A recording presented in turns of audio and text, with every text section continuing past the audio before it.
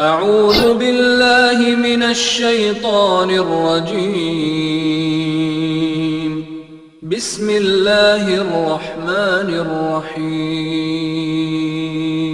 إن الحمد لله نحمده ونستعينه ونستغفره ونعوذ بالله من شرور أنفسنا ومن سيئات أعمالنا. من يهده الله فلا مضل له ومن يضلل فلا هادي له، وأشهد أن لا إله إلا الله وحده لا شريك له، وأشهد أن محمدا عبده ورسوله. يا أيها الذين آمنوا اتقوا الله حق تقاته ولا تموتن إلا وأنتم مسلمون. يا أيها الناس اتقوا ربكم الذي خلقكم من نفس واحدة وخلق منها زوجها وبث منهما رجالا كثيرا ونساء. واتقوا الله الذي تساءلون به والأرحام إن الله كان عليكم رقيبا. يا أيها الذين آمنوا اتقوا الله وقولوا قولا سديدا يصلح لكم أعمالكم ويغفر لكم ذنوبكم، ومن يطع الله ورسوله فقد فاز فوزا عظيما. أما بعد فإن خير الحديث كتاب الله، وخير الهدي هدي محمد صلى الله عليه وسلم، وشر الأمور محدثاتها، وكل محدثة بدعة، وكل بدعة ضلالة، وكل ضلالة في النار. أعوذ بالله السميع العليم من الشيطان الرجيم من همزه ونفخه ونفسه. بسم الله الرحمن الرحيم. ومن يظلم منكم نذقه عذابا كبيرا. برادران اسلام، محترم بزرگوں، نوجوان دوستوں اور ساتھیوں، ہر قسم کی تعریف، حمد و ثنا، عظمت و بڑائی، کبریائی اس اللہ رب العالمین کے لیے لائق و زیبا اور سزاوار ہے جو خالق کائنات اور مالک ارض و سما ہے۔ اس کے بعد بے انتہا انگنت درود و سلام نازل ہو ہم سب کے آخری نبی احمد مجتبی محمد مصطفیٰ صلی اللہ علیہ وسلم کی ذات گرامی پر، جن کی مختلف کوششوں کے نتیجے میں ہم تک دین اسلام پہنچا۔ گھڑی سامنے رکھ دیتا کہ محترم حاضرین، خطبہ مسنونہ کے بعد میں نے آپ لوگوں کے سامنے قرآن مجید کی ایک آیت پڑھی ہے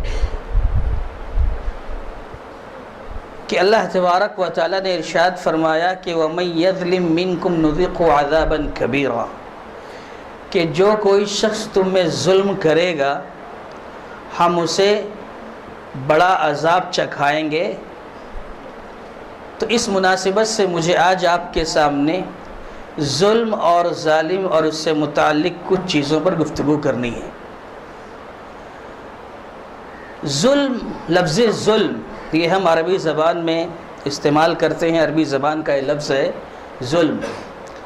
ظلم کا معنی کیا ہوتا ہے؟ اہل علم نے ظلم کا جو معنی بتایا عربی لغت میں، کہا وضع الشیء فی غیر محلہ فہو ظلم۔ وضع الشیء فی غیر محلہ فہو ظلم، کہ کسی بھی چیز کا اس کو مقام نہ دینا یہ ظلم ہے۔ کسی چیز کا اس کا صحیح مقام نہ دینا یہ ظلم ہے۔ بالفاظ دیگر، حقدار کو اس کا حق نہ دینا یہ ظلم کہلاتا ہے۔ میں ایک حدیث پیش کرنا چاہتا ہوں تاکہ بات تھوڑی واضح ہو، اور اسی میں ہم اس بات کو ہی واضح کریں گے کہ اہل علم نے ظلم کی جو قسمیں بیان کی ہیں وہ 3 قسمیں ہیں، اور اسی حدیث کے حوالے سے میں وہ تقسیم آپ کے سامنے کر رہا ہوں جس کو اہل علم نے کیا ہے۔ سلمان فارسی رضی اللہ تعالی عنہ اور ابو الدرداء رضی اللہ تعالی عنہ، یہ 2 صحابی ہیں جن کے درمیان اللہ کے نبی محمد رسول اللہ صلی اللہ علیہ وسلم نے مواخات کرائی تھی۔ انصار اور مہاجرین کے درمیان جو مواخات ہوئی تھی، یہ دونوں بھائی تھے۔ ابھی آیت حجاب نازل نہیں ہوئی تھی، سلمان فارسی رضی اللہ تعالی عنہ اپنے بھائی ابو درداء کے گھر آئے تو دیکھا کہ ان کی بیوی ایسے بوسیدہ کپڑے پہنی ہوئی ہے، گرد و غبار اٹے ہوئے ہیں، کوئی بناؤ سنگار نہیں ہے، تو پوچھا یہ کیا حالت بنا رکھی ہے؟ تو ان کی بیوی ابو درداء رضی اللہ تعالیٰ عنہ کی بیوی نے کہا کہ تمہارے بھائی کو دنیا کی کوئی فکر نہیں ہے، وہ بس آخرت کو چاہتے ہیں، تمہارے بھائی کو ضرورت ہی نہیں ہے۔ تو سلمان فارسی رضی اللہ تعالیٰ عنہ نے کہا اچھا آنے دو، آج میں انہیں سبق سکھاتا ہوں۔ سلمان فارسی رضی اللہ تعالیٰ عنہ گھر میں تھے اور بتایا گیا کہ یہ دن بھر روزہ رکھتے ہیں، راتوں میں قیام کرتے رہتے ہیں، تو انہیں کیا ضرورت بیوی کی؟ سلمان فارسی آئے، گھر میں ملاقات ہوئی، ابو درداء آئے، ملاقات ہوئی کہ سلمان فارسی آئے ہوئے ہیں۔ بیگم سے کہا کہ دسترخوان لگاؤ، سلمان کے لیے کھانا لگاؤ، کھانا کھائیں گے۔ سلمان فارسی نے کہا تم بھی ہمارے ساتھ بیٹھ کر کھانا کھاؤ۔ ابو درداء نے کہا کہ نہیں بھائی، میں نے روزہ رکھا ہوا ہے، میں کھانا نہیں کھاؤں گا، یہ نفل روزہ تھا۔ سلمان فارسی نے کہا کہ جب تک تم کھانا نہیں کھاؤ گے میں بھی نہیں کھاؤں گا، میں بھی بھوکا رہوں گا۔ مجبوراً ابو درداء رضی اللہ تعالی عنہ کو بھی کھانے کے لیے بیٹھنا پڑا، انہیں روزہ افطار کرنا پڑا۔ پھر اس کے بعد جب رات ہوئی تو سلمان فارسی کو کہا ابو درداء نے کہ چلو آرام کرو، رات ہو گئی ہے، سو جاؤ، اور اپنا مصلی لیے چلے قیام اللیل کرنے کے لیے، نماز پڑھنے کے لیے۔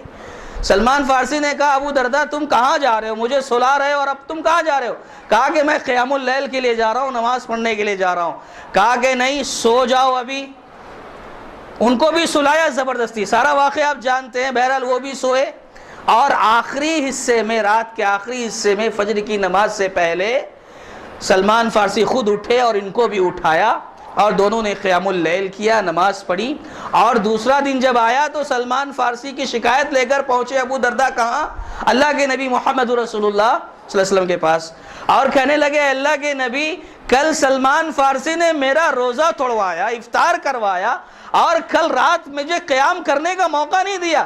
سلمان فارسی نے ایسا ایسا کل میرے ساتھ کیا ہے۔ سارا واقعہ اللہ کے نبی صلی اللہ علیہ وسلم نے جب سنا تو کہا سلمان کیا تم نے ایسا ایسا کیا ہے؟ ہاں اللہ کے نبی میں نے ایسا ایسا کیا ہے۔ تو اللہ کے نبی محمد رسول اللہ صلی اللہ علیہ وسلم نے فرمایا صدق سلمان، سلمان نے صحیح کیا، سلمان نے جو کچھ کہا سچ کہا، اور جو کچھ کیا صحیح کیا۔ پھر سلمان نے اسی وقت اپنے بھائی ابو درداء سے کہا تھا کہ اللہ کے نبی محمد رسول اللہ صلی اللہ علیہ وسلم کا فرمان ہے کہ ان لربک علیک حقا وان لنفسک علیک حقا وان لزوجک علیک حقا، کہ اللہ کے بندے آپ کے رب کا بھی آپ پر حق ہے، آپ کا اپنی ذات پر بھی حق ہے، اور اسی طریقے سے آپ کی بیوی کا بھی آپ پر حق ہے۔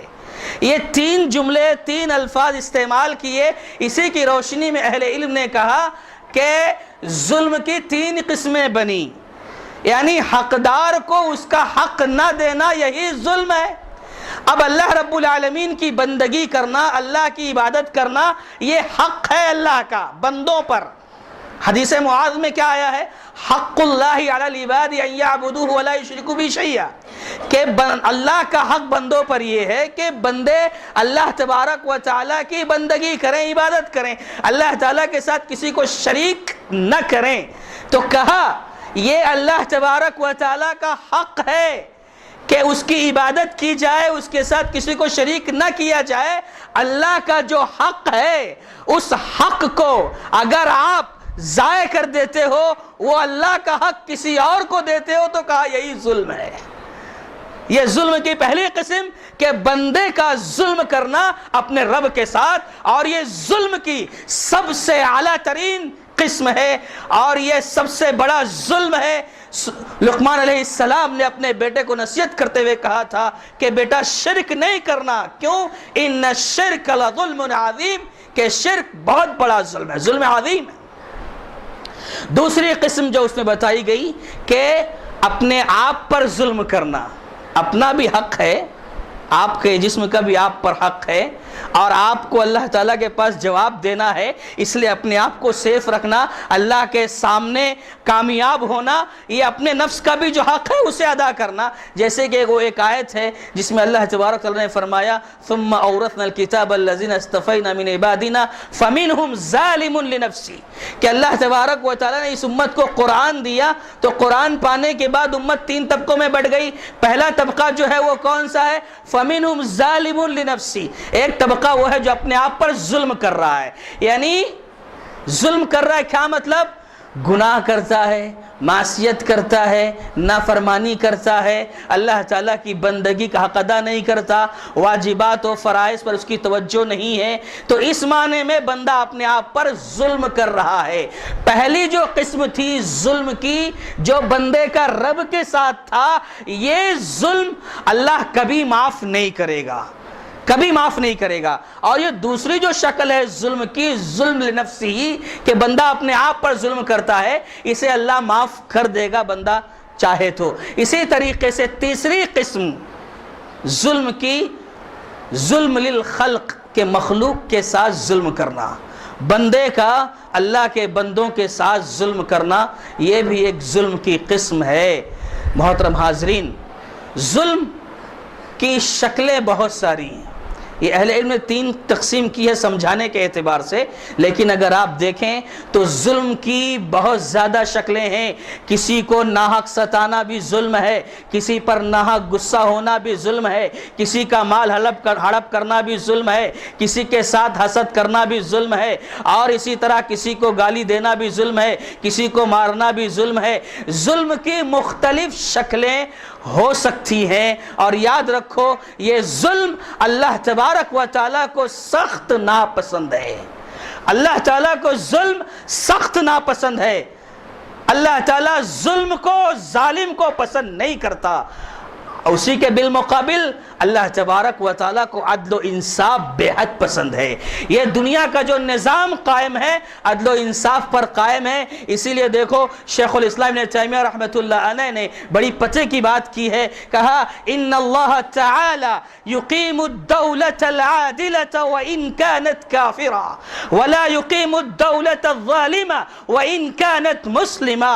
کتنی پیاری بات کہی شیخ الاسلام ابن تیمیہ رحمۃ اللہ علیہ نے کہ اللہ تبارک و تعالی ایسی حکومتوں کو باقی رکھتے ہیں، ایسی حکومتوں کو قائم رکھتے ہیں، بہت دیر تک وہ حکومت قائم رہتی ہے جو حکومت انصاف پر مبنی ہو۔ عدل و انصاف کے ساتھ جو حکومتیں ہوتی ہیں وہ حکومتیں، وہ سلطنتیں باقی رہتی ہیں، اگرچہ حاکم مشرک ہوں، اگرچہ حاکم کافر ہوں، حکومت کرنے والے اگرچہ کافر ہوں، مشرک ہوں، لیکن اگر ان کی حکومت حق پر مبنی ہے، عدل و انصاف پر مبنی ہے، تو اللہ تعالیٰ ایسی حکومتوں کو باقی رکھتے ہیں۔ وَلَا يُقِيمُ الْعَادِلَةَ الظَّالِمَةَ، اور وَلَا يُقِيمُ، اللہ تبارک و تعالیٰ ایسی حکومت کو جو ظلم پر مبنی ہوتی ہیں، حکومت کرنے والے، ایسے حاکم، ایسے عمرہ، ایسے نگراں، ایسے ذمہ داران جو اپنی قوم کے حق کو مارتے ہیں، ان پر ظلم کرتے ہیں، اللہ ایسی سلطنتوں کو زیادہ دیر باقی نہیں رکھتا۔ وَإِن كَانَتْ مُسْلِمَةً، اگرچہ حکومت کرنے والے مسلمان ہی کیوں نہ ہو۔ سمجھے آپ کتنی بڑی بات شیخ الاسلام ابن تیمیہ رحمۃ اللہ علیہ نے فرمائی کہ ظلم اللہ کو قطعی پسند نہیں ہے، بالکل پسند نہیں ہے۔ اگر ظلم کرنے والے مسلمان حاکم ہوں تو ایسی حکومتوں کو اللہ بہت جلد نیست و نابود کر دیتے ہیں، لیکن اگر کافر ہیں اور حق کا تقاضا یہ ہے کہ وہ سارے لوگوں کے حق کو ادا کرتے ہیں، تو اللہ تعالیٰ ان کی حکومتوں کو باقی رکھتا ہے۔ پتہ یہ چلا کہ اللہ تبارک و تعالیٰ کو ظلم سخت ناپسند ہے، اور عدل و انصاف اللہ تبارک و تعالیٰ کو بے حد پسند ہے۔ اسی لیے اللہ کے نبی محمد رسول اللہ صلی اللہ علیہ وسلم نے ارشاد فرمایا کہ اتقوا الظلم فَإِنَّ الظُّلْمَ ظُلُمَاتٌ يَوْمَ الْقِيَامَةِ کہ لوگوں ظلم سے بچو، کیونکہ یہ ظلم کل قیامت کے دن صرف تاریکیاں ہی تاریکیاں لائے گا، اندھیرے ہی اندھیرے لائے گا، اور جو ظالم ہوگا وہ تاریکیوں میں اندھیروں میں گھرا ہوا ہوگا، اس کے لیے کوئی روشنی اور نور نہیں ہوگا، وہ صرف اندھیرے میں بھٹک رہا ہوگا۔ اسی لیے کہا ظلم سے بچو۔ ظلم کیسا بھی ہو، کسی بھی طریقے کا ہو، اللہ تعالیٰ کو ظلم پسند نہیں ہے۔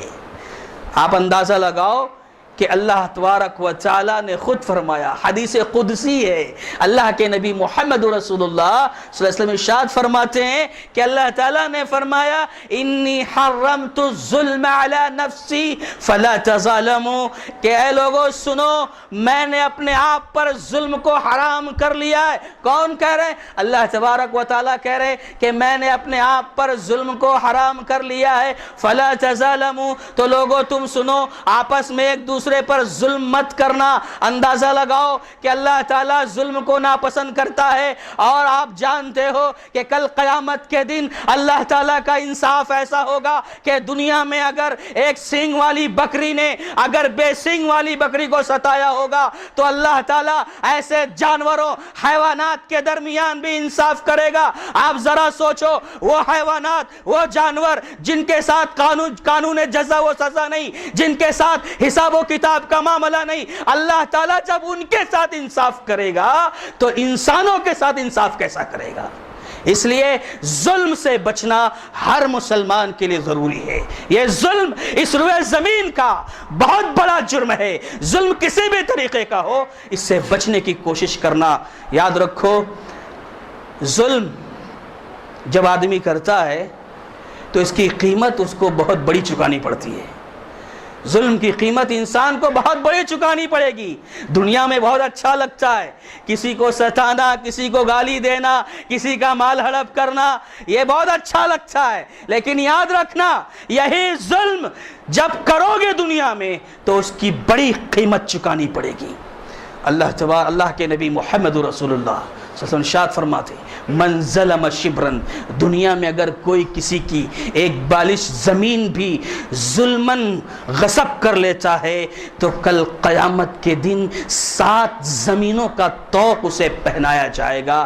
یعنی یہ ظلم کی قیمت چکانی پڑے گی ایک ظالم کو، اور کیسی قیمت؟ اللہ اکبر، دنیا بھر کی وہ نیکیاں لے کر آئے گا کل قیامت کے دن۔ اپنی نیکیاں جو اس نے کی ہوں گی، ان نیکیوں کو دے کر اپنے ظلم کی قیمت چکانی پڑے گی۔ وہ حدیث جانتے ہیں نا آپ، بڑی مشہور حدیث کہ اللہ کے نبی محمد رسول اللہ صلی اللہ علیہ وسلم نے ارشاد فرمایا تھا، پوچھا تھا صحابہ بتاؤ کہ مفلس کسے کہتے ہیں؟ اللہ کے نبی صلی اللہ علیہ وسلم کا سوال تھا، مفلس کسے کہتے ہیں؟ سارے صحابہ اکرام کے ذہن میں جو بات آئی وہ کیا تھی؟ اے اللہ کے نبی، ہمیں مفلس وہی شخص ہوگا جس کے پاس نہ مال و منال ہو، درہم و دینار نہ ہو، وہ مفلس ہے۔ اللہ کے نبی صلی اللہ علیہ وسلم نے فرمایا کہ نہیں ہے میرے صحابہ، میری امت کا مفلس وہ ہوگا یاتی یوم القیامہ بصلاۃ و صیام و زکاۃ، میری امت کا مفلس وہ شخص ہوگا کل قیامت کے دن بہت ساری نمازیں پڑھ کر آئے گا، خوب روزے رکھ کر آئے گا، اور زکوٰۃ و صدقات و خیرات بھی خوب کیا ہوگا، نیکیوں کا پہاڑ لے کر آئے گا۔ لیکن کل قیامت کے دن جب وہ آئے گا تو جہاں اس کی نیکیاں ہوں گی وہیں پر اس نے کسی کو مارا ہوگا، کسی پر ناحق غصہ کیا ہوگا، کسی پر سب و شتم، کسی کو گالی دی ہوگی، کسی کا مال ہڑپ کیا ہوگا، کسی کو ناحق برا بھلا کہا ہوگا، اس کی نیکیوں کے ساتھ اس نے ظلم بھی کیا ہوگا۔ تو میری امت کا سب سے بڑا مفلس شخص وہی ہوگا کہ اس کی ساری نیکیاں ضائع کر دی جائیں گی۔ وہ کیسے؟ کہ نیکیاں کر کے آئے گا اور ظلم بھی کیا ہوگا، تو جو مظلوم ہوگا مظلوم کو اس کی نیکیاں اللہ تعالیٰ دیتا چلا جائے گا۔ ایک بعد دیگرے جتنے مظلومین ہیں ہر ایک کو اللہ تعالیٰ اس کی نیکیاں دیتا چلا جائے گا۔ ایک وقت ایسا بھی آئے گا کہ جتنی نیکیاں اس نے دنیا میں کی تھی وہ ساری کی ساری نیکیاں ختم ہو جائیں گی۔ فرشتے کہیں گے اللہ اس کے پاس جتنی نیکیاں تھیں وہ ساری نیکیاں ختم ہو گئیں، لیکن اب بھی مظلومین کی ایک لمبی لسٹ باقی ہے۔ اس نے دنیا میں بہت ظلم کیا تھا، بہت لوگوں کو ستایا تھا، اب ایک لمبی لسٹ باقی ہے۔ تو اللہ تعالیٰ کہیں گے اچھا ایسا ہے تو سنو، جو مظلومین ہیں اب اس کے پاس اگر نیکی نہیں بچی ہے تو مظلومین کے گناہ اس پر لاد دو۔ اللہ اکبر! کیا سمجھتے ہیں اور آپ؟ مظلومین کے سارے گناہ اس ظالم پر لاد دیے جائیں گے اور اسے گھسیٹ کر جہنم میں داخل کر دیا جائے گا۔ ظلم کی قیمت چکانی پڑے گی، دنیا میں بھی اور آخرت میں بھی۔ یاد رکھنا دوستو، اللہ تبارک و تعالی ظالم کو مہلت دیتا ہے، کرو کتنا ظلم کرنا ہے، لیکن جب اللہ کی گرفت آئے گی، اللہ کی پکڑ آئے گی تو ایک لمحے کے لیے بھی اللہ موقع نہیں دے گا۔ اللہ حدیث قدسی میں ہے، اللہ کے نبی محمد رسول اللہ صلی اللہ علیہ وسلم ارشاد فرمایا کہ اللہ تعالیٰ فرماتا ہے وَعِزَّتِي وَجَلَالِي، اپنے عزت و جلال کی قسم کھا کر اللہ کہتا ہے کہ میرے عزت کی قسم ہے، میرے جلال کی قسم ہے، وَلَأَنْصُرَنَّكَ وَلَوْ بَعْدَ حِينٍ، کہ میں تمہاری مدد ضرور کروں گا اگرچہ تھوڑی مدت کے بعد ہی کیوں نہ ہو۔ پتہ یہ چلا کہ مظلوم کوئی بھی ہو اللہ اس کی مدد ضرور کرے گا، اور جو ظالم ہے اس کو اللہ ڈھیل دیتا ہے، مہلت دیتا ہے، لیکن پکڑتا ضرور ہے۔ اللہ کے پاس دیر ہے، اندھیر نہیں ہے۔ اسی لیے اللہ کے نبی محمد رسول اللہ صلی اللہ علیہ وسلم ارشاد فرمایا کہ اتقی دعوت المظلوم، کہ مظلوم کی بد دعا سے بچنا، مظلوم کی بد دعا سے بچنا۔ کسی کو جب ستاؤ گے، ظالم بنو گے، اور مظلوم اگر اس کے دل میں تکلیف ہو گئی اور آہ نکل گئی اور اس نے اللہ سے فریاد کر لیا تو یاد رکھنا یہ بد دعا ڈائریکٹ عرش الہی کو ٹکراتی ہے، عرش الہی کے دروازے کو کھٹکھٹاتی ہے، اور اللہ رب العالمین کی رحمت جوش میں آتی ہے اور اس ظالم کا ستیہ ناس ہو جاتا ہے، اللہ تعالیٰ اسے ہلاک و برباد کر دیتا ہے۔ اتقی دعوت المظلوم فإنه ليس بينه وبين الله حجاب، مظلوم کی بد دعا سے بچو کیونکہ اس کے درمیان اور رب کے درمیان کوئی پردہ نہیں ہوتا۔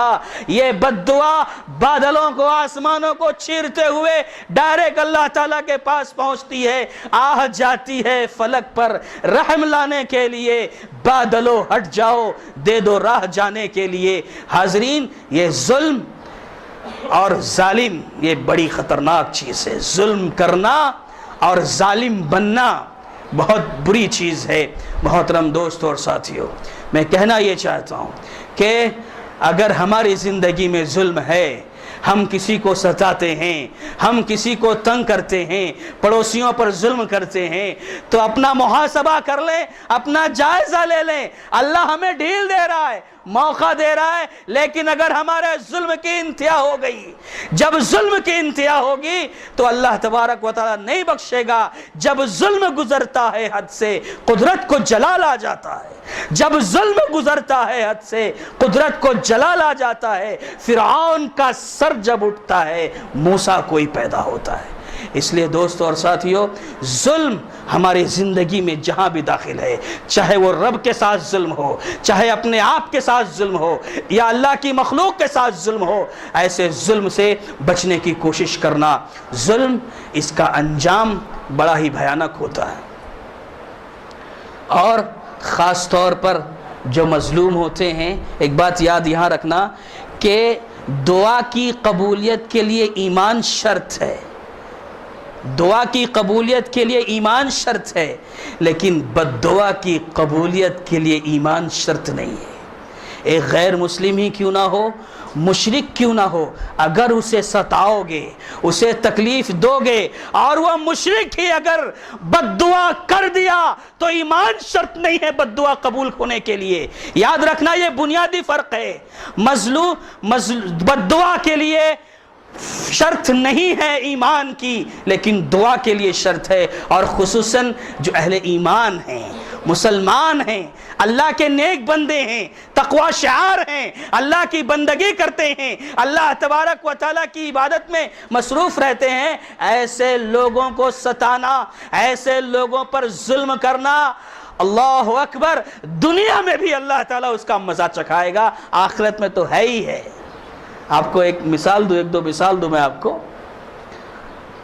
آپ جانتے ہیں سعد بن ابی وقاص رضی اللہ تعالیٰ عنہ، یہ صحابی رسول، عمر بن خطاب رضی اللہ تعالیٰ عنہ کا دور چل رہا ہے۔ سعد بن ابی وقاص رضی اللہ تعالیٰ عنہ کوفہ کے گورنر ہیں، کوفہ کے نگراں ہیں، ذمہ دار ہیں۔ اہل کوفہ نے امیر المومنین کو شکایت کی، کیا شکایت کی؟ کہ یہ سعد صحیح طریقے سے نماز نہیں پڑھاتے، ان کو نماز پڑھنی نہیں آتی، اسے شکایتیں کی۔ کس کی شکایت؟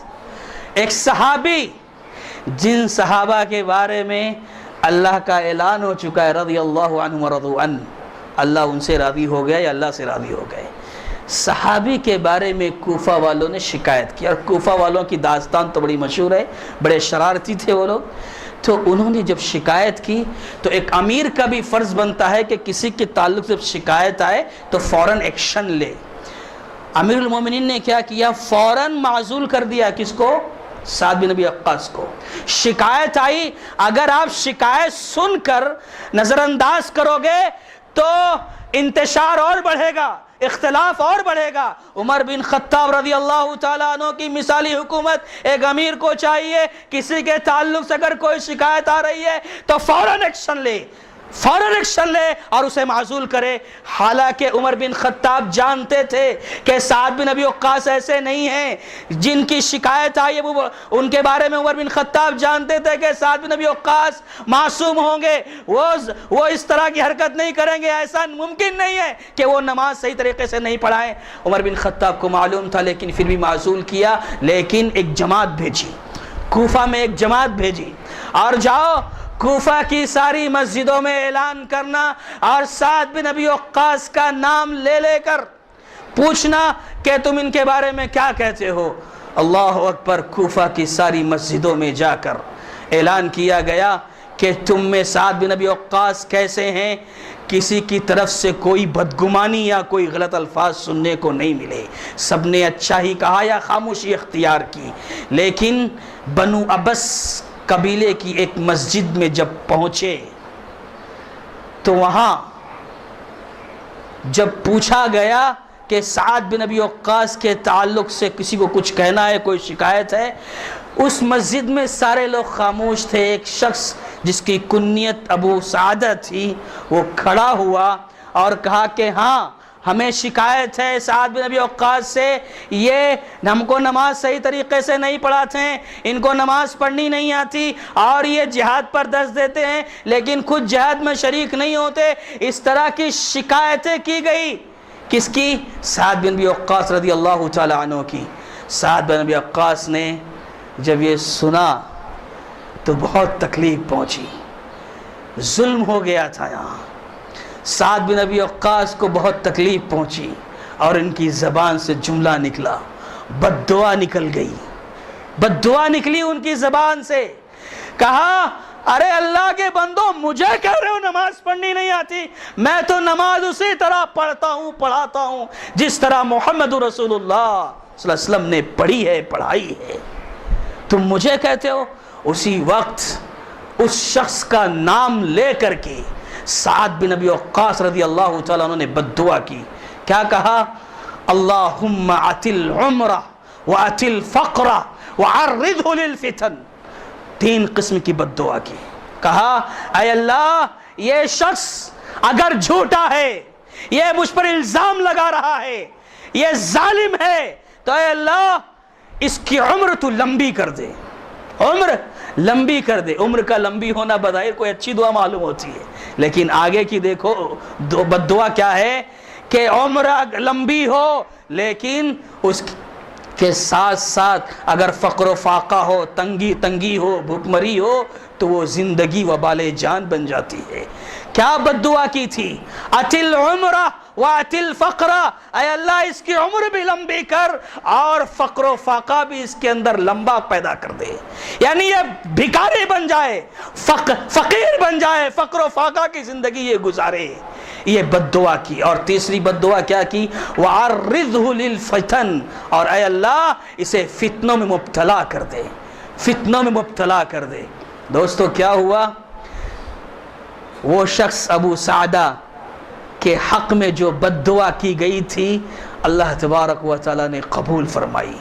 یاد رکھنا، نیک لوگوں کے ساتھ اگر ظلم کرو گے وہ جب تک برداشت کرتے ہیں تب تک، لیکن انتہا ہو گئی، اگر مظلوم اللہ سے فریاد کر بیٹھا تو یاد رکھنا کہیں کے نہیں رہو گے۔ وہ ابو سعدہ جس نے سعد بن ابی وقاص رضی اللہ تعالیٰ عنہ پر الزام لگایا تھا، اس کے حق میں بد دعا قبول ہوئی، اللہ تبارک و تعالیٰ نے اسے بہت لمبی عمر دی اور فقر و فاقہ کی زندگی گزارتا رہا، یہاں تک کہ حدیث میں آیا کہ اس کی آنکھ کی پلکیں، لٹیں یہ لٹک گئی تھیں، جھک گئی تھیں آنکھوں پر، اور مر مر کے چلتا تھا، بہت لمبی عمر اور فقر و فاقہ، تنگی اس کے اوپر ڈال دی گئی، نچھاور کر دی گئی تھی۔ وَعَرِّضْهُ لِلْفِتَنِ، اور یہ بھی بد دعا تھی کہ فتنے میں مبتلا کرنا، یہ بوڑھا ہونے کے باوجود اس کی پلکیں، لٹیں سب جھک رہی تھیں، اس کے باوجود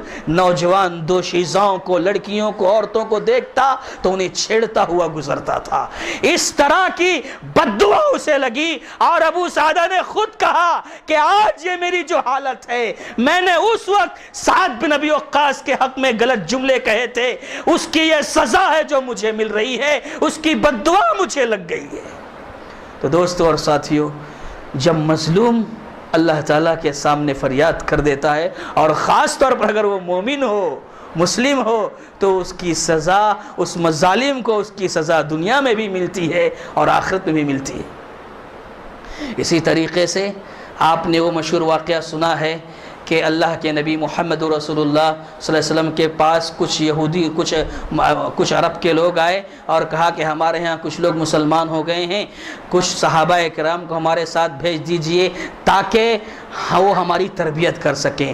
اللہ کے نبی صلی اللہ علیہ وسلم نے 10 صحابہ اکرام کو بھیجا تھا۔ آپ جانتے ہیں، بڑا تفصیلی واقعہ ہے، اس میں نہیں جانا چاہتا۔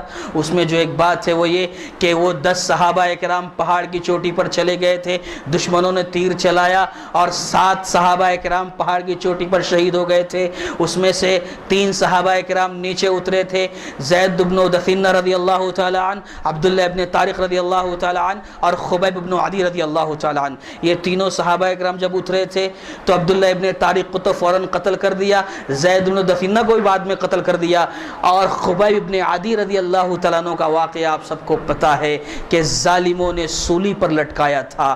جب ان کو بیڑیوں میں جکڑا گیا تھا، ظالموں نے جب ظلم کی انتہا کر دی تھی، خبیب ابن عدی رضی اللہ تعالیٰ عنہ ظلم و ستم سہتے رہے، اور آخر کار مجبور ہو کر کے انہوں نے اللہ تبارک و تعالیٰ سے التجا کر لی تھی، اللہ کے سامنے ان کے حق میں بد دعا کی تھی۔ کیا کہا تھا؟ اللہم احصہم عددا واقتلہم بددا۔ اللہ تبارک و تعالیٰ کے سامنے کیا کہا؟ اللہم احصہم عددا واقتلہم بددا ولا تبق منہم احدا۔ اے اللہ، جنہوں نے مجھے ستایا ہے، جنہوں نے مجھے اذیتیں دی ہیں، اے اللہ ایک ایک کو گن لے، ایک ایک کو شمار کر لے، ایک ایک کو گن گن کے رکھنا، اور اے اللہ وَاقْتُلْهُمْ بِدَدًا، اور ایک ایک کو چن چن کر اے اللہ تو کاٹنا، قتل کر دینا۔ اور کہا وَلَا تُبْقِ مِنْهُمْ أَحَدًا، اے اللہ ان میں سے کسی کو تو زندہ مت چھوڑنا، ان میں سے کسی کو باقی نہیں رکھنا، ان کو تکلیف دینا، انہیں قتل کر دینا۔ یہ کس نے بد دعا کی تھی؟ خبیب ابن عدی رضی اللہ تعالیٰ عنہ نے، جب انہیں ستایا گیا۔ اور آپ اٹھائیے تاریخ سیر اٹھائیے، ان کی اس بد دعا کے نتیجے میں ان لوگوں کو اللہ تعالیٰ نے گنا، شمار کیا، اور ان کے ساتھ وہی ہوا جو خبیب ابن عدی رضی اللہ تعالیٰ عنہ چاہتے تھے۔ تو دوستو اور ساتھیو، کہنے کا مطلب یہ ہے کہ ظلم نہیں کرنا، اور خاص طور پر ہم مسلمان آپس میں جو ایک دوسرے کے ساتھ رہتے ہیں، اس طرح کا ظلم آپس میں بالکل ناروا، جائز نہیں ہے۔ اور ایک حدیث کا ایک ٹکڑا ہے، مَثَلُ الْغَنِيِّ ظُلْمٌ، کہ مالدار آدمی کا ٹال مٹول کرنا بھی ظلم ہے۔ ہوتا کیا ہے، ایک آدمی غریب ہوتا ہے، کسی مالدار آدمی کا معاملہ ایسا ہوتا ہے کہ غریب کو کچھ رقم دینی ہوتی ہے، بیچارہ غریب ہے لیکن مالدار کے پاس اس کا پیسہ باقی ہے، اور مالدار اس کو دوڑا سا ہے، کل لے لینا، پرسوں لے لینا، 1 مہینے کے بعد آؤ، 2 مہینے کے بعد آؤ، 6 مہینے کے بعد آؤ۔ تو کہا مَثَلُ الْغَنِيِّ ظُلْمٌ، کہ ایک مالدار آدمی کا مال کے سلسلے میں ٹالو مٹول کرنا، حقداروں کو حق نہ دینا، جس کا جو حق ہے مال دینے کا اسے اگر مال نہ دیا، یہ بھی ظلم ہے۔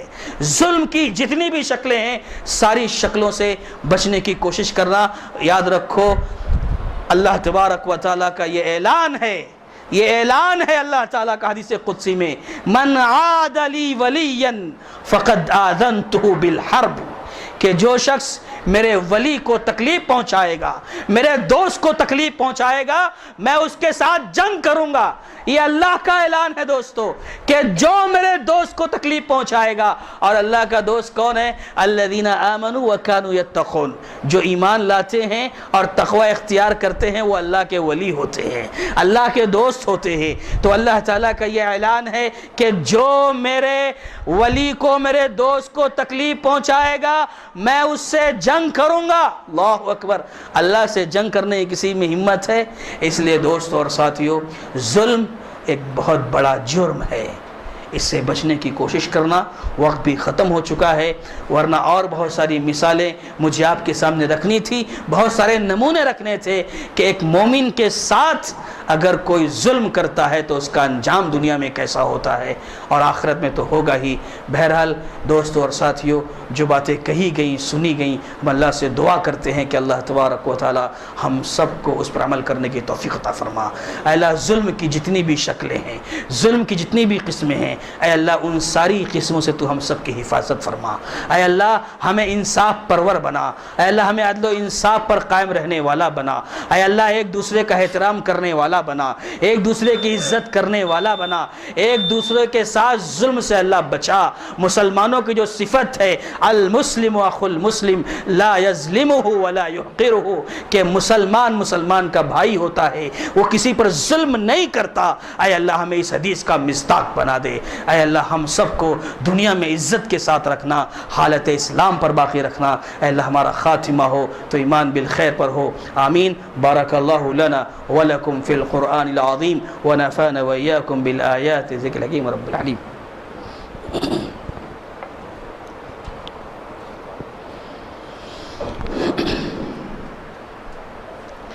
إن الحمد لله نحمده ونستعينه ونستغفره ونعوذ بالله من شرور أنفسنا ومن سيئات أعمالنا، من يهده الله فلا مضل له ومن يضلل فلا هادي له، وأشهد أن لا إله إلا الله وحده لا شريك له، وأشهد أن محمدا عبده ورسوله، أما بعد فإن خير الحديث كتاب الله وخير الهدي هدي محمد صلى الله عليه وسلم، وشر الأمور محدثاتها وكل محدثة بدعة وكل بدعة ضلالة وكل ضلالة في النار۔